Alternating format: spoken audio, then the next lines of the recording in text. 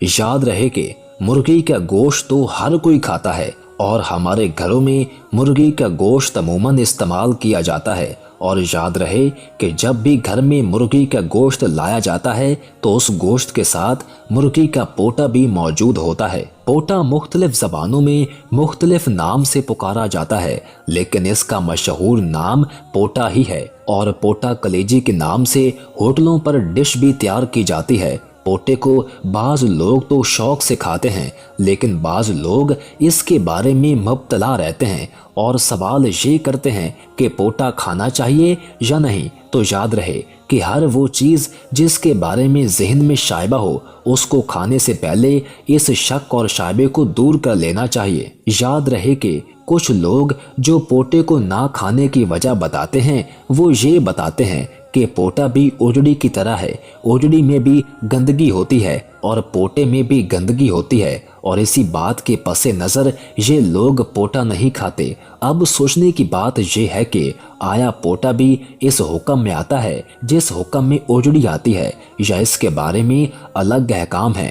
याद रहे कि अक्सर लोग ओजड़ी बहुत शौक से खाते हैं, बाज लोग तो आंते भी खा जाते हैं। तो ऐसे लोग गौर से सुन लीजिए कि जानवरों के साथ मकरूह चीज़ों वाली हदीस की तशरीह में फुका हजरात फरमाते हैं कि मसाना पेशाब ठहरने की जगह और ओजड़ी पखाना गलाजत की जगह है। पेशाब नजासत खफीफा है और पखाना नजासत गलीजा। लिहाजा जिस तरह मसाना मकरूह तहरीमी है, इसी तरह ओजड़ी आंतें भी मकरूह तहरीमी हैं। मालूम हुआ कि ओजड़ी भी मकरूह तहरीमी के ज़ुमरे में आता है, इसीलिए बेहतर है कि इससे इज्तनाब किया जाए। अलबत्ता दीगर फुकहा के नज़दीक ओजड़ी सिर्फ तबई कराहत की वजह से मकरूह है, यानी कराहत के साथ जायज़ है। रही बात ये कि मकरूह तहरीमी क्या चीज़ है और इसका क्या दर्जा है। मुर्गी का पोटा खाना जायज़ है, और जहाँ तक बात है पोटे में भी गंदगी होती है और ओजड़ी में भी गंदगी होती है, तो इसका जवाब ये है कि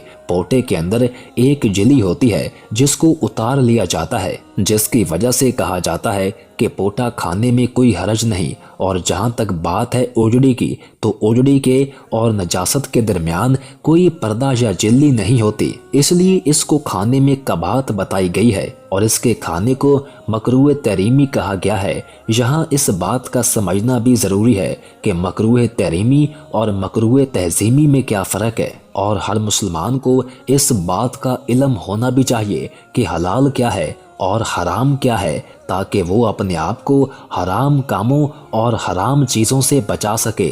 और जहाँ हराम से बचने की ज़रूरत है, वहीं पर मुसलमान को मकरूहात से भी इज्तनाब करना चाहिए। याद रहे कि हलाल और हराम चीज़ों के बारे में कुरान मजीद में वाज़िह इरशाद बारी ताला है। वो रसूल सुथरी चीज़ें उनके लिए हलाल फरमाते और गंदी चीज़ें उन पर हराम करते हैं। इस आयत का मजमून वाज़िह है कि अल्लाह के रसूल सल्लल्लाहु अलैहि वसल्लम ने मुसलमानों के लिए पाक चीज़ों को हलाल फरमा दिया है, और ऐसी चीज़ें जो कि खबाइस में आती हैं उनको हराम करार दिया है। इसीलिए चाहिए कि पाकीज़ा और हलाल चीज़ें खाई जाएं, और वो चीज़ें जो कि खबीस हैं, जिनको हराम कहा गया है या फिर मकरूह कहा गया है, बहसीयत मुसलमान हमें उन चीज़ों को खाने से परहेज़ करना चाहिए। याद रहे कि जिस मुसलमान के पेट में हराम का एक लुकमा भी चला गया तो उसकी 40 दिन की इबादत कबूल नहीं होती। इसीलिए हर मुसलमान के लिए ज़रूरी है कि वो हर ऐसी चीज़ के बारे में इस्लामी तालीमात की रोशनी में तसल्ली कर लें। जिस चीज़ को खाने में उसके दिलो दिमाग में कोई खटका हो, तो याद रहे कि कपूरे और ओजड़ी भी ऐसी चीज़ों में शामिल है जिनको खाने में लोग ना सिर्फ कराहियत महसूस करते हैं, बल्कि इनके जहन इनको खाने को क्लियर नहीं होते।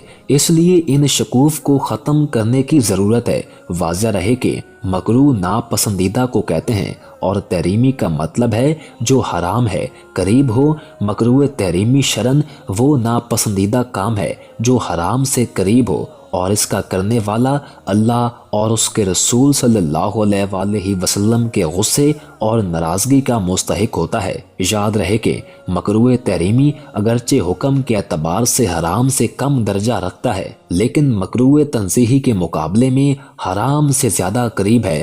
نیز اس کا حکم بیان کرتے ہوئے اسے ناجائز سے بھی تعبیر کیا جاتا ہے۔ اس لیے چاہیے کہ جو چیزیں مکروہ تحریمی کے درجے میں آتی ہیں اس سے اجتناب کیا جائے۔ یہاں ان 7 چیزوں کا ذکر کرتے ہیں جو اگرچہ حلال جانور میں موجود ہوتی ہیں لیکن یہ مکروہ تحریمی ہیں۔ وہ 7 چیزیں یہ ہیں: نمبر 1 بہتا ہوا خون، نمبر 2 غدود، نمبر 3 مثانہ، نمبر 4 پتا، نمبر 5 نر کی پیشاب گاہ، نمبر 6 مادہ کی پیشاب گاہ اور نمبر 7 کپورے۔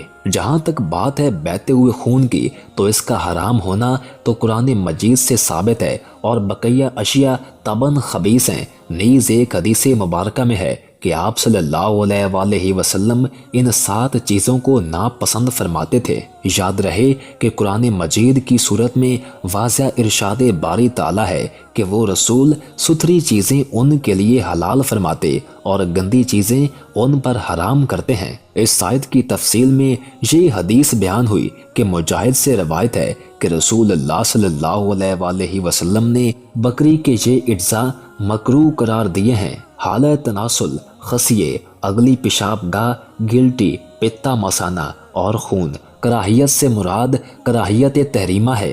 دلیل یہ ہے کہ رسول اللہ صلی اللہ علیہ وسلم نے خون کے ساتھ باقی چیزیں بھی جمع فرمائیں اور بہتا خون تو حرام ہے لہٰذا یہ بھی حرام ہے۔ اس حوالے سے امام ابو حنیفہ سے مروی ہے کہ خون حرام ہے اور اس میں 6 چیزوں کو مکروہ سمجھتا ہوں، یعنی آپ نے بہتے خون پر حرام کا نام بولا اور باقی 6 کو مکروہ کہا، اس لیے کہ حرام مطلق وہ ہے جس کی حرمت یعنی حرام ہونا دلیل قطعی سے ثابت ہو، اور بہتا خون کا حرام ہونا تو دلیل قطعی سے ثابت ہے۔ فقہا کے نزدیک کپورے کھانا جائز نہیں ہے کیونکہ شرعی نصوص میں حیوانات کے جن 7 اعضاء کے کھانے سے منع کیا گیا ہے ان میں کپورے بھی شامل ہیں۔ اس ممانعت کو بعض اہل علم حرام سے تعبیر کرتے ہیں اور بعض مکروہ تحریمی سے۔ فقہا نے مکروہ تحریمی لکھا ہے اور اصول لحاظ سے مکروہ تحریمی کہنا ہی درست ہے۔